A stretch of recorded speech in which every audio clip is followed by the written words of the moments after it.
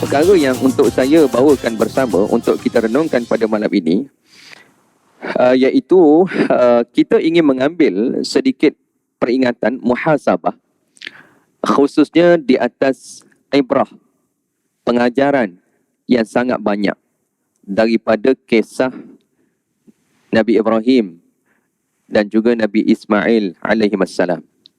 Saya bukan nak bercerita pasal ibrah, pelajaran, pengajaran daripada kisah kedua-dua Nabi yang mulia tersebut, tetapi saya nak mengajak sidang jemaah untuk kita bermuhasabah di atas ibrah tersebut. Assalamualaikum warahmatullahi wabarakatuh. A'udzu billahi minasyaitonir rajim. Bismillahirrahmanirrahim. Alhamdulillahilladzi hadana lihadza wa ma kunna linahtadiya laula an hadanallah. Wa thumma alhamdulillah. Wassalatu wassalamu ala rasulillahi wa ala alihi wa sahbihi ajma'in. Rabbi syrah li sadri wa yassir li amri wahlul 'uqdatam min lisani yafqahu qawli. Allahumma aftah alaina hikmataka wanshur alaina min khazaini rahmatika ya arhamar rahimin. Subhanaka la ilma lana illa ma 'allamtana innaka antal alimul hakim. La hawla wa la quwwata illa billahil aliyyil azim. La hawla wa la quwwata illa billahil aliyyil azim. La hawla wa la quwwata illa billahil aliyyil azim. Amma ba'd.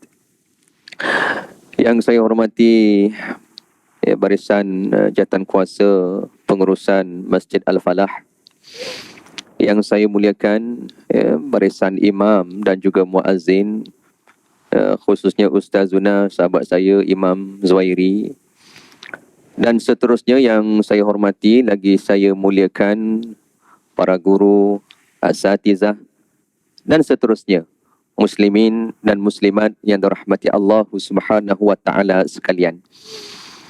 Alhamdulillah, pertamanya sama-sama kita bersyukur kepada Allah Subhanahu wa taala di atas nikmat-nikmat yang telah Allah Ta'ala kurniakan kepada kita semua dengan suatu kurniaan tidak terhitung banyak, yang Allah Ta'ala nyatakan la tuhsuha.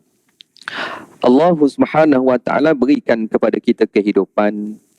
Allah Subhanahu wa Ta'ala berikan juga kepada kita bersama dengan kehidupan ini petunjuknya, hidayahnya dan juga taufiknya, izinnya, sehinggalah kita sehingga ke saat ini alhamdulillah masih lagi dapat sama-sama mengekalkan diri kita bersama di atas jalan-jalan kebaikan.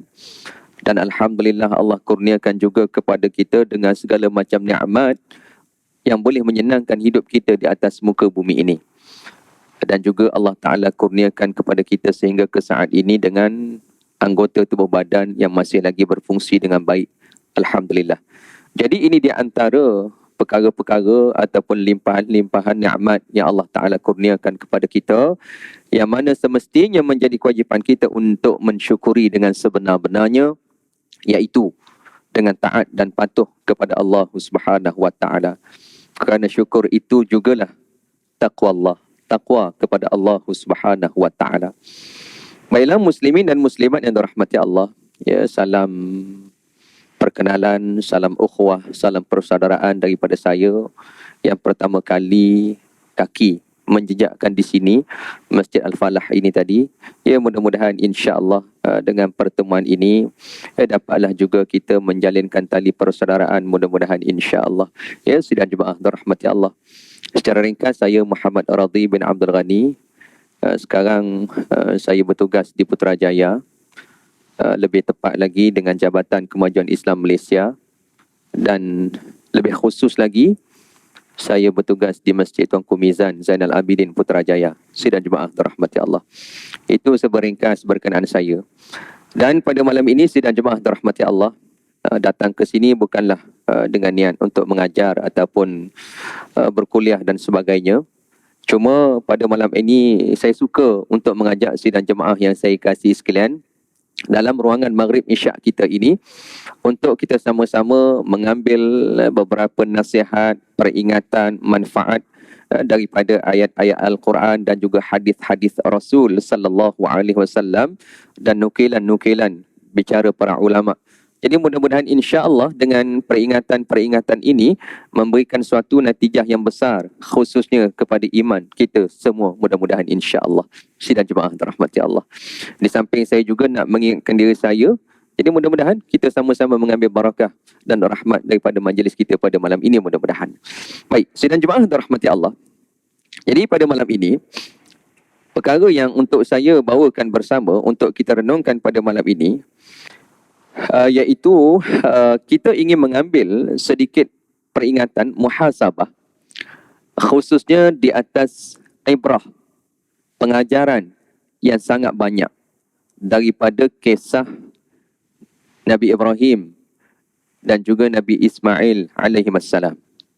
Saya bukan nak bercerita pasal ibrah, pelajaran, pengajaran daripada kisah kedua-dua Nabi yang mulia tersebut, tetapi saya nak mengajak sidang jemaah untuk kita bermuhasabah di atas ibrah tersebut.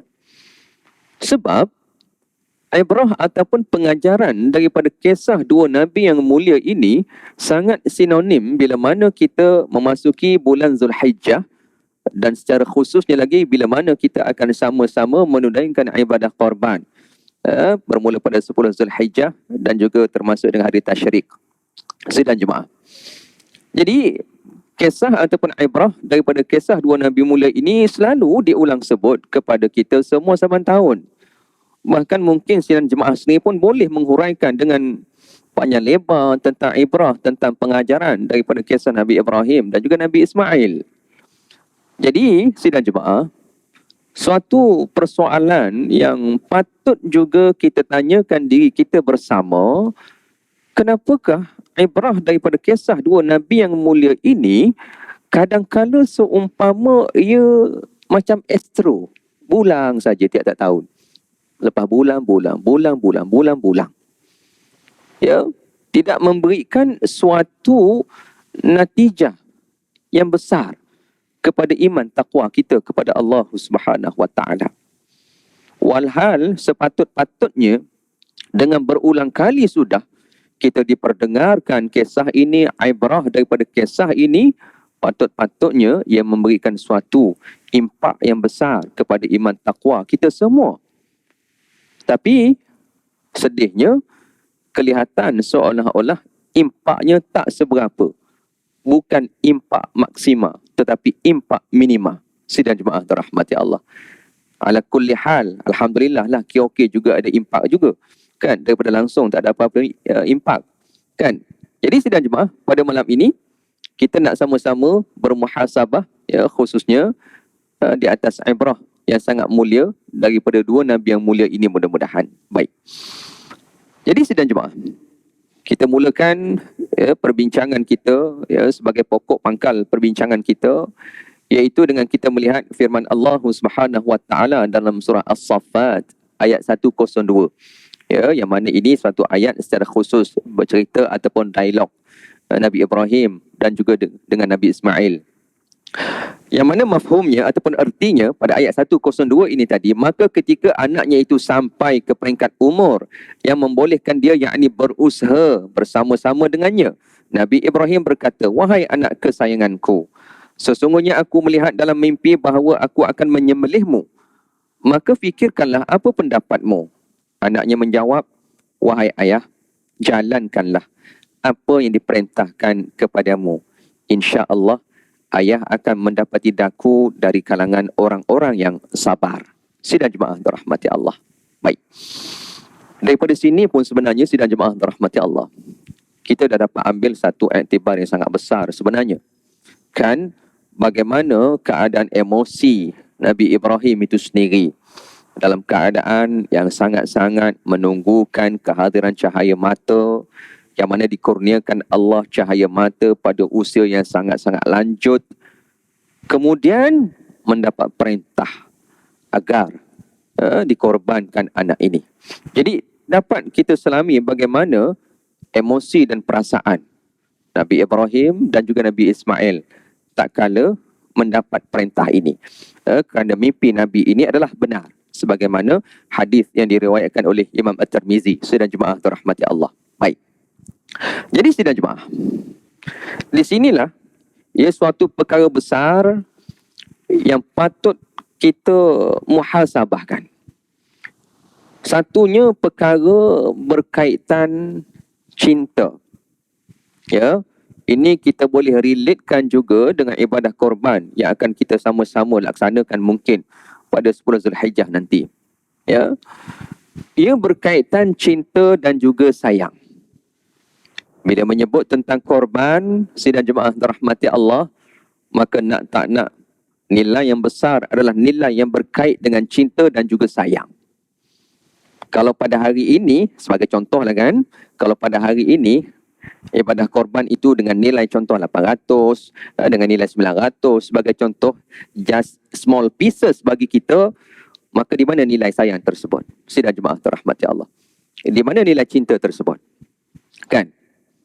Bahkan mungkin ada setengah orang just setakat 800, 900, tak ada apalah. Mungkin bagi setengah orang 5-6,000, tak ada apalah. Kecil sangat. Jadi sidang jemaah, kita renung-renungkan juga.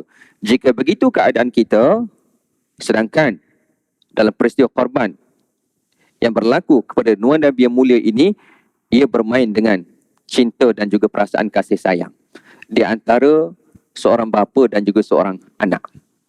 Bagaimana sanggup cinta dan kasih sayang bapa dan anak ini tadi dikorbankan untuk cinta yang lebih agung, yakni cinta Allah Subhanahu wa taala. Ini jugalah apa yang Allah Taala ada sebutkan di dalam Al-Quran, iaitu hal berkaitan orang-orang beriman ini tadi. Allah Subhanahu wa taala nyatakan bahawasanya orang beriman ini tadi asyaddu hubba lillah. Ya, orang-orang beriman ini tadi bersangatan cinta mereka, taat mereka kepada Allah Subhanahu wa taala. Ini potongan daripada ayat Al-Quran surah Al-Baqarah 165. Walladzina amanu asyaddu hubban lillah. Orang beriman ni sedang jemaah dirahmati Allah, cintanya, kasihnya yang tertinggi hanya kepada Allah Subhanahu wa taala, tidak pada yang lain, mengatasi segala-galanya. Sidang jemaah. Dan bila mana cinta kepada Allah Subhanahu wa taala, cinta kepada Rasulullah sallallahu alaihi wasallam mengatasi segala-galanya, maka ketika itulah datangnya apa yang disebutkan dalam hadis Rasul sebagai halawatul iman, manisnya iman, seronoknya beriman, indahnya beriman. Sidang jemaah rahmati Allah. Bila mana cinta kepada Allah dan Rasul itu mengatasi segala-galanya. Jadi inilah perkara yang ditunjukkan oleh dua Nabi yang mulia ini. Sidang jemaah rahmati Allah. Baik. Jadi, apa yang kita nak muhasabahkan juga pada malam ini, sidang jemaah, ya, iaitu yang pertama sekali, perkara berkaitan iman kita. Ya. Hari ini, ataupun kalau kita kembalikan semula kepada kisah pengorbanan Nabi Ibrahim dan Nabi Ismail ini tadi, dasar kepada berlakunya peristiwa ini tak lain tak bukan adalah kerana keimanan yang jitu, keimanan yang sejati kepada Allah Subhanahu wa taala mengatasi segala-galanya. Keimanan yang berpaksikan juga kecintaan kepada Allah Subhanahu wa taala. Lalu dengan demikianlah mereka sanggup untuk tunaikan apa saja. Apa jua perintah Allah, mereka tunaikan. Sidang jemaah rahmati Allah. Jadi di sinilah yang kita nak muhasabahkan yang paling utama sekali dalam konteks kita pada hari ini. Kita berbicara, kita menghitung kira ibrah, pengajaran daripada kisah Nabi Ibrahim dan Nabi Ismail. Kita dapat kira satu-satu begitu begini ibrahnya, pengajarannya. Tetapi kenapa ibrah-ibrah ini seumpama tidak melekat dalam jiwa kita? Lalu di sinilah soalan pertama yang kita nak kena tanya diri kita, iman kita di mana? Sidang jemaah rahmati Allah. Adakah iman kita pada hari ini hanya bermain di bibir mulut saja? Kan? Kerana bila kita melihat kepada definisi iman itu sendiri, sidang jemaah yang saya kasih sekalian, rasanya semua maklum. Bila nyebut tentang iman, dia akan berkait dengan ikrar, dengan lisan. Ya. Iman juga berkait dengan kita membenarkan dengan hati. Dan iman juga perkara berkaitan kita menterjemahkan, kita beramal dengan anggota badan kita. Jadi bila menyebut tentang iman, sidang jemaah dirahmati Allah, ia adalah komponen tiga perkara ini. maka sangat-sangat dusta bagi sesiapa yang menganggap iman itu hanya berkaitan lisan dan iman itu hanya berkaitan hati semata, tidak dikombinasikan dengan amal perbuatan. Sangat-sangat dusta. Sangat-sangat tertipu. Sidang jemaah terrahmati Allah. Dan perkara ini sebenarnya sudah pun wujud seawal-awal orang kata zaman awal Islam hari itu. Sudah ada pun juga sebenarnya golongan-golongan seumpama yang hanya melihat iman itu hanya terhenti di hati saja. Cukuplah. Iman tu kita jaga yang dalam hati saja. Yang kat luar tu tak penting. Wujud dah. Dah ada dah dulu. Sidang jemaah terrahmati Allah. Bukan kata perkara ni baru. Lama dah. Sebab itu, kita ada sekumpulan yang kita kenal sebagai Murji'ah. Ya, Murji'ah ini tadi mereka yang hanya orang kata beranggap bahawasanya kita ini mesti jaga iman dalam hati. Cukup dengan jaga iman dalam hati. Kemudian yang kat luar tu, yang amal perbuatan kita tu, kita bersangka baik saja dengan Allah Ta'ala. Sidang jemaah terrahmati Allah. Dan pada hari ini, kisah-kisah ataupun hal-hal seumpama ini berlaku. Sidang jemaah terrahmati Allah. Wujud segelintir manusia pada hari ini yang tak ambil berat tentang amal. Tak ambil berat tentang hukum hakam syariat yang Allah Subhanahu Wa Ta'ala aturkan untuk kehidupan kita. Benda yang haram, benda yang Allah marah, benda yang Allah murka, buat je. Kerana apa? Kerana dia duk rasa, tak apalah, insya-Allah, Allah itu maha pengasih, Allah itu maha penyayang. Ini silapnya, sidang jemaah terrahmati Allah. Mereka lupa bahawasanya iman ini tadi bukan hanya perkara di hati. Ya, betul. Iman itu, taqwa itu hahuna, katanya Rasul baginda sallallahu alaihi wasallam. Betul, taqwa itu sini tempatnya, hati.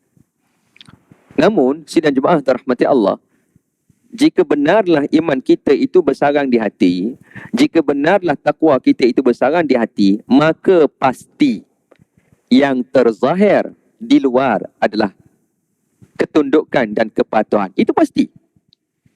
Sangat-sangat tipu kalau siapa-siapa kata iman dia kat dalam ni bagus tapi kat luar buruk. Tipu. Sidang jemaah terrahmati Allah. Jangan tertipu. Itu semua tipu daya setan je sebenarnya. Sidang jemaah terrahmati Allah. Ini sebagaimana dalam satu firman Allah Subhanahu Wa Ta'ala, Allah ada menggambarkan keadaan demikian. Antaranya Allah Subhanahu Wa Ta'ala ada sebut dalam surah Al-Kahfi, di akhir-akhir tu, di mana Allah Subhanahu Wa Ta'ala menyatakan ayahsabuna annahum yuhsinuna sun'a. Kan? Mereka merasakan, mereka beranggapan mereka buat benda-benda baik. Mereka buat benda-benda elok. Sidang jemaah terrahmati Allah. Mereka duk rasa semua benda yang mereka buat tu elok dan bagus. Kan? Tambahan pula, sidang jemaah terrahmati Allah, kita hari ini mengukur bagus tak bagus sesuatu perkara tu hanya dengan akal kepala otak kita saja. Kita tidak ukur bagus, baik, buruk sesuatu perkara dengan timbangan Al-Quran dan juga sunnah Rasul sallallahu alaihi wasallam. Tak. Kita ukur sendiri. Kan? Lebih parah lagi, sidang jemaah dirahmati Allah, kita ambil juga Al-Quran dan sunnah Rasul, tetapi dengan cara kepahaman kita sendiri. Kita tidak merujuk kepada pencerahan, penerangan, pentafsiran yang diberikan oleh para alim ulama. Lalu menyebabkan berlakunya kesongsangan. Sidang jemaah dirahmati Allah. Inilah perkara yang berlaku juga dalam kehidupan kita pada hari ini, yang mesti kita renungkan bersama agar kita tidak terjebak dengan perkara-perkara seumpama ini. Sidang jemaah dirahmati Allah. Ini yang Allah Ta'ala sebutkan dalam suratul Kahfi ayat 104.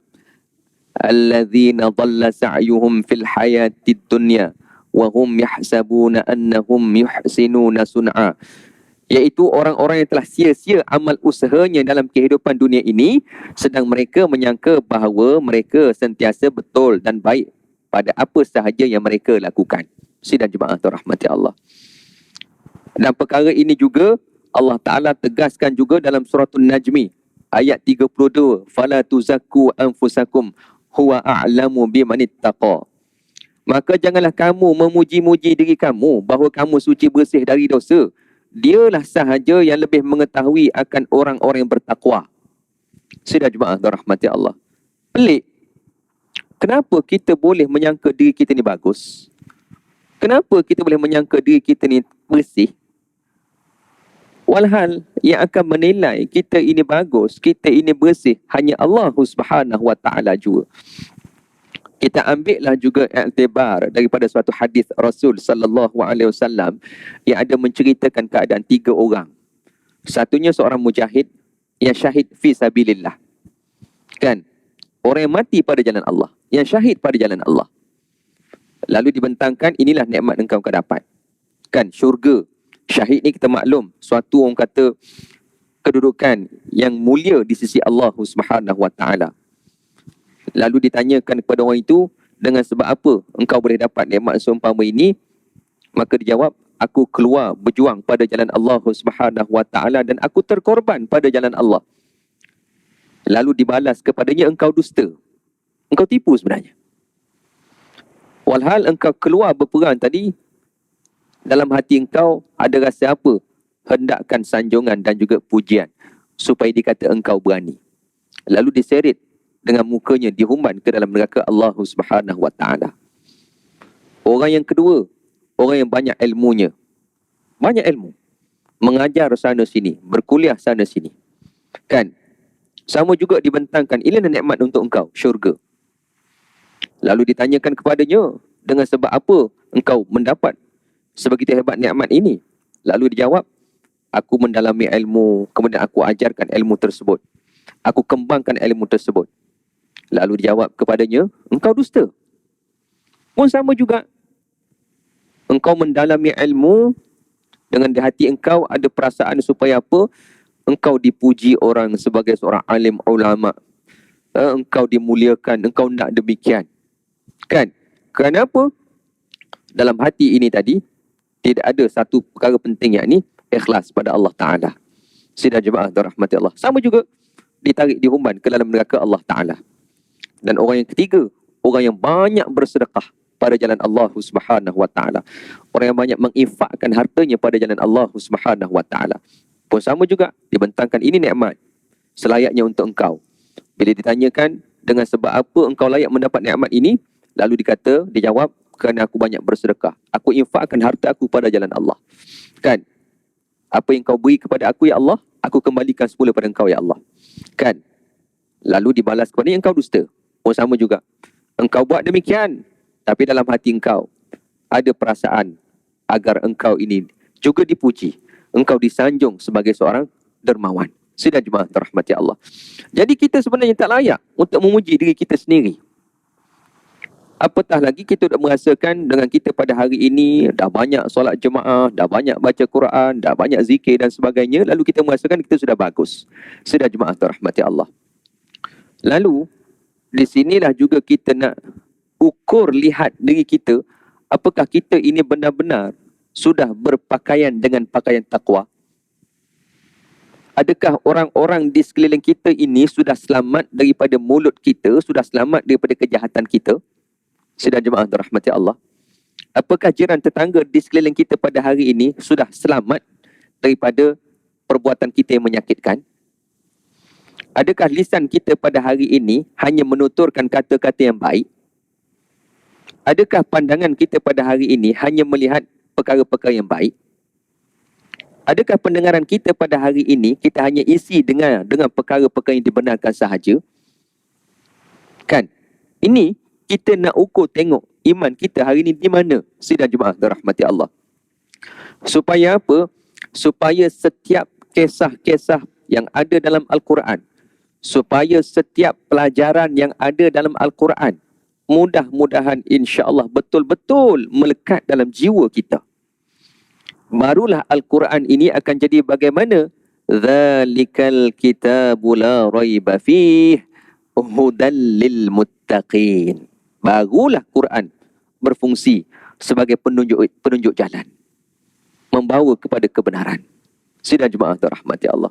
Sebab itu penting untuk kita semak iman kita. Kan? Penting untuk kita muhasabah iman kita berada di mana. Dan jangan sesekali kita pernah cuba nak puji diri kita sendiri? Sidang jemaah dirahmati Allah. Mungkin orang tengok kita baik. Macam saya kan, orang tengok ustaz, bagusnya ustaz. Kan? Itu pun kalau tengok bagus. Kalau tengok tak bagus, memang tak ada guna saya jadi ustaz sebenarnya. Sidang jemaah dirahmati Allah. Kan? Mungkin orang tengok kita bagus. Tapi kita yang lebih tahu, kita ni sebenarnya bagus ke tak bagus. Kita tahu. Kan?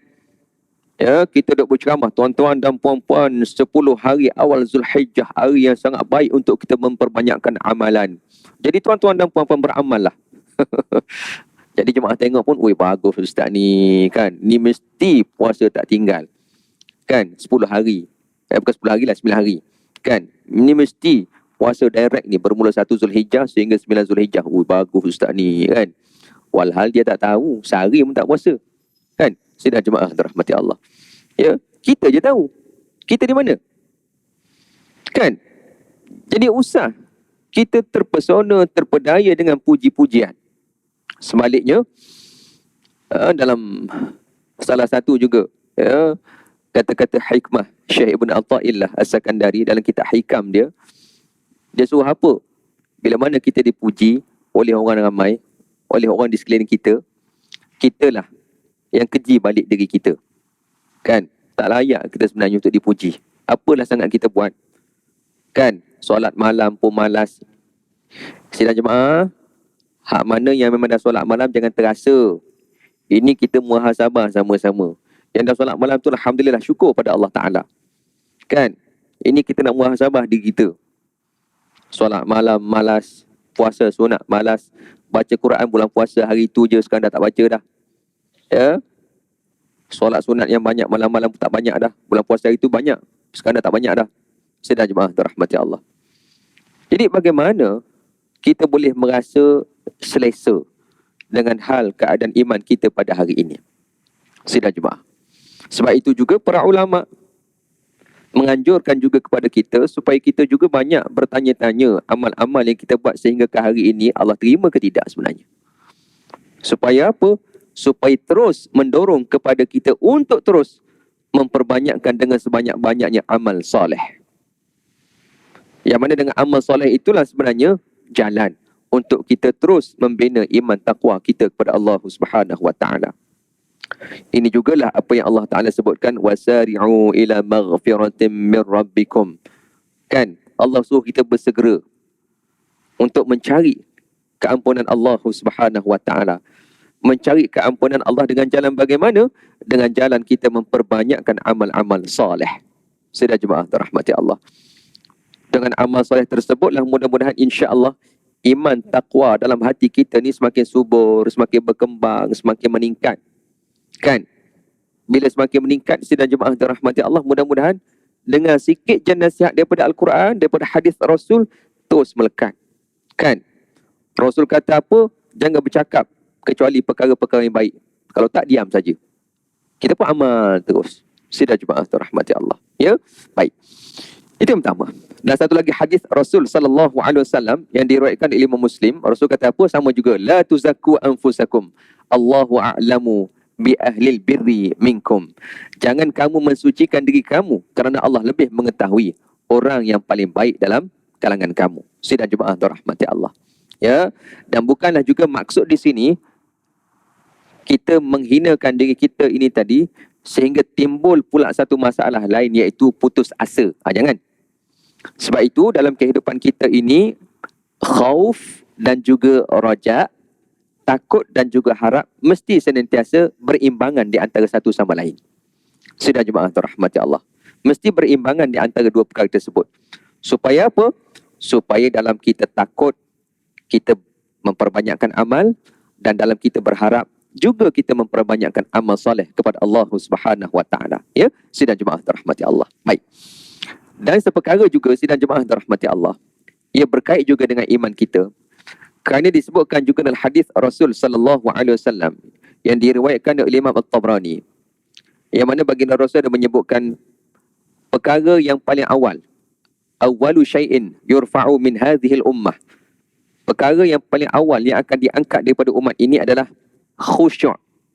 Al-khusyuk, kan, khusyuk. Jadi khusyuk ni apa sebenarnya sidang jemaah dirahmati Allah? Katanya Imam At-Tahawi, khusyuk ini adalah al-ikhbat, tunduk rendah diri. Wat-tawadhu' pun sama juga, tunduk rendah diri. Wat-tadhallul, menghinakan diri di hadapan Allah Subhanahu wa taala. Sidang jemaah dirahmati Allah. Kita kembali yang hakikat kita ini adalah abdun, hamba. Tak ada apa yang lebih pada kita. Kita ni hambalah jua. Dan mereka yang menghambakan diri dengan sebenar-benar kehambaan, mereka itulah yang memperolehi kemuliaan di sisi Allah Subhanahu wa taala. Sebab itu juga kalau datang pada bulan Rajab, bila membicarakan tentang Isra' Mi'raj, lalu pasti ustaz-ustaz kita akan sebut juga di antara hikmah Allah Ta'ala menggunakan perkataan asra bi'abdihi, memperjalankan hambanya. Nak memberikan gambaran bahawasanya kehambaan itulah kemuliaan di sisi Allah Subhanahu wa taala. Sidang jemaah terahmati Allah. Ya. Jadi perkara yang pertama juga adalah yang akan diangkat oleh umat ini, iaitu perkara berkaitan al-khusyuk, iaitu ketundukan kepada Allah Subhanahu wa taala. Sidang jemaah terahmati Allah. Baik. Kemudian sidang jemaah terahmati Allah, itu perkara pertama yang kita nak muhasabah, iaitu iman kita di mana pada hari ini. Supaya apa? Supaya setiap pengajaran dan pelajaran, tak kiralah daripada kisah apa sekalipun, kisah pengorbanan Nabi Ibrahim ke, kisah hijrah baginda Nabi kita Muhammad sallallahu alaihi wasallam ke, tak kira. Yang penting setiap pengajaran itu betul-betul melekat dalam jiwa kita. Ya, sidang jemaah. Itu yang pertama, iman kita. Dan yang kedua, sidang jemaah dirahmati Allah. Ini perkara ni pun susah juga ni. Iaitu perkara berkaitan apa sebenarnya yang kita utamakan dalam hidup kita ini. Adakah kita mengutamakan dunia ataupun kita mengutamakan akhirat? Kan? Adakah dunia lebih besar ataupun akhirat yang lebih besar? Sidang jemaah terahmati Allah. Ya. Sebab itulah juga kita harus berhati-hati di antara perkara penyakit yang berbahaya juga jika terkena kepada kita, iaitu penyakit wahan, cinta dunia, takut mati. Sidang jemaah terahmati Allah. Cinta dunia ini dalam satu ungkapan juga digambarkan bagaimana hubbud dunya ra'su kulli khati'ah. Cinta dunia ini kepala, punca kepada keburukan, kesalahan, kerosakan. Sidang jemaah terahmati Allah. So, kita tengok balik lah. Kita tanya balik diri kita, kita pada hari ini yang kita utamakan dunia ataupun akhirat. Sidang jemaah terahmati Allah. Ya. Kalau dalam konteks ibadah korban. Saya nak ambil contoh. Ya. Kita masuk bahagian dalam ibadah korban. Mungkin satu bahagian, mungkin dua bahagian. Ya. So bila pihak masjid ataupun surau dah bahagi apa semua, kita pun tengok kita punya plastik, mana ekor aku? Kan? Mana ekor aku? Ya, sanggup tu bergaduh dengan AJK Masjid Surau kerana tak dapat ekor. Kan? Betul. Kita berhak untuk minta. Saya tak nafikan tentang perkara tu. Betul. Sidang jemaah terahmati Allah. Ya. Tapi kalau dah sampai peringkat marah, maki hamun, AJK Masjid Surau memfitnah. Inilah ni AJK Masjid Surau ni. Ya. Klepet ekor peserta ibadah korban. Kan? Macam-macam kata-kata dihamburkan. Tanya balik diri kita. Sidang jemaah dirahmati Allah. Engkau buat ibadah korban ni untuk apa sebenarnya? Engkau nak ekor ke apa? Nak ekor beli je kat kedai, kat pasar. Saya masuk ibadah korban kalau macam tu. Sidang jemaah dirahmati Allah. Kalau sampai macam tu sekali lah. Ingat ya, situasi saya sampai macam tu sekali. Sampai sanggup bergaduh. Sampai sanggup maki hamun AJK Masjid Surau. Tanya balik diri. Engkau ni kenapa? Sedangkan ibadah korban dan yang kita buat, ya, yang kita nak sampaikan kepada Allah apa dia? Taqwa. Yang kita nak sampaikan kepada Allah, Allah taqwa. Sidang jemaah dirahmati Allah. Tapi kalau gitulah keadaan kita, sidang jemaah dirahmati Allah, khawatir saya, dalam kita buat ibadah yang mulia tu pun masih terselit lagi nakkan dunia. Zahir nampak elok sangat dah. Oi, korban bagus dia tu, seekor lembu dia korban. Tapi sidang jemaah dirahmati Allah, jangan siapa-siapa sentuh aku punya korban ni. Contohlah kan. Ya, lebih parah lagi kok dia ambil semua, tak bahagi pun. Itu lagi parah. Nauzubillah. Saya kata tak adalah. Cuma saya contohkan saja. Sidang jemaah dirahmati Allah. Kan? Jadi cinta dunia ini satu penyakit yang sangat-sangat berbahaya, yang mana ia boleh merosakkan manusia. Sidang jemaah dirahmati Allah.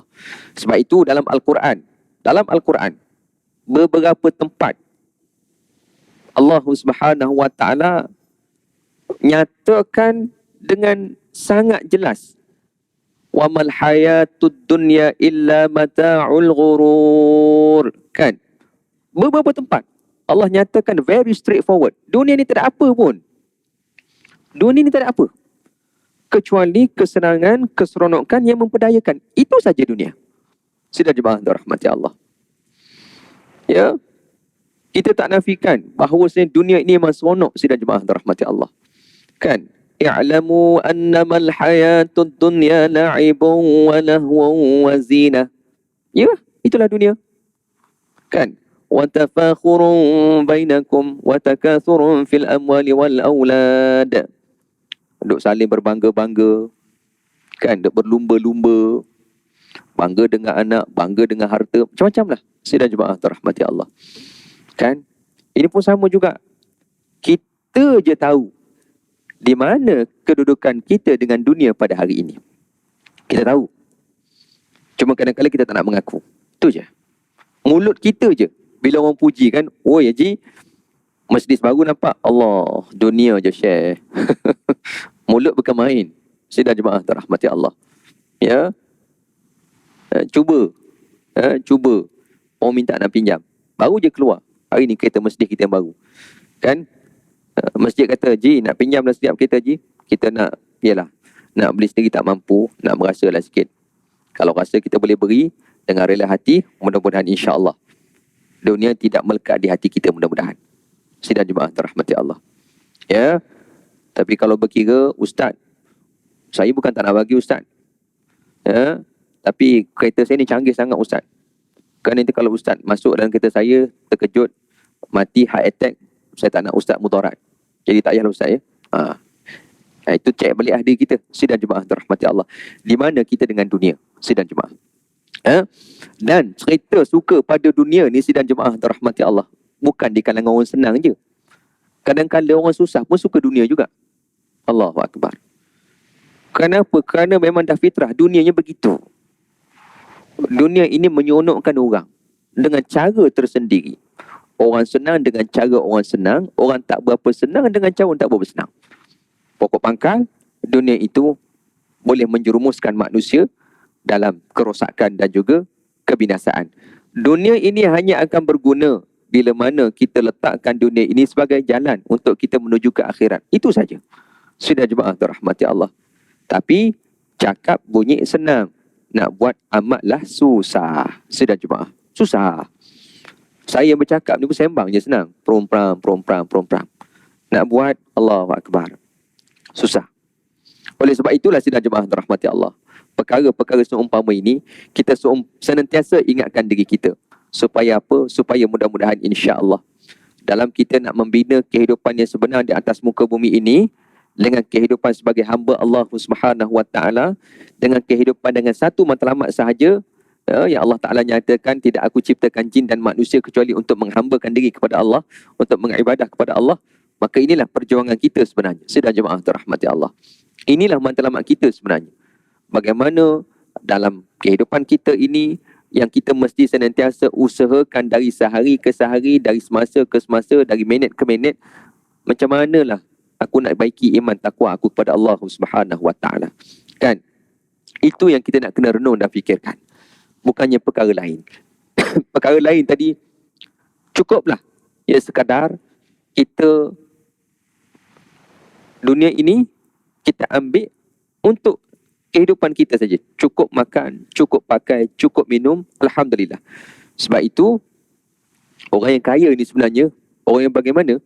Orang yang Allah Ta'ala kurniakan sifat kecukupan. Itulah orang kaya. Kan? Bila Allah dah pakaikan sifat cukup, dia berhenti daripada mencari. Cukup dah, nak buat apa lagi? Itulah orang kaya. Sidang jemaah rahmati Allah. Tapi kalau dia terus mencari dan mencari, maka bukan sebenar-benarnya. Jadi sidang jemaah rahmati Allah. Itulah beberapa nasihat peringatan kita bersama, mudah-mudahan insya-Allah memberikan satu manfaat yang besar kepada saya sendiri dan juga sidang jemaah yang saya kasih sekalian. Mudah-mudahan insya-Allah Allah Taala berkati dan juga rahmati pertemuan kita pada malam ini. Mudah-mudahan ia menjadi suatu pengajaran yang besar untuk kita semua. Cukup sekali itu sahaja. Wallahu a'lam. Subhanakallahumma wa bihamdika asyhadu an la ilaha illa anta astaghfiruka wa atubu ilaik. Aqulu qawli hadza wa astaghfirullahal azim li wa lakum. Wassalamu alaikum warahmatullahi wabarakatuh.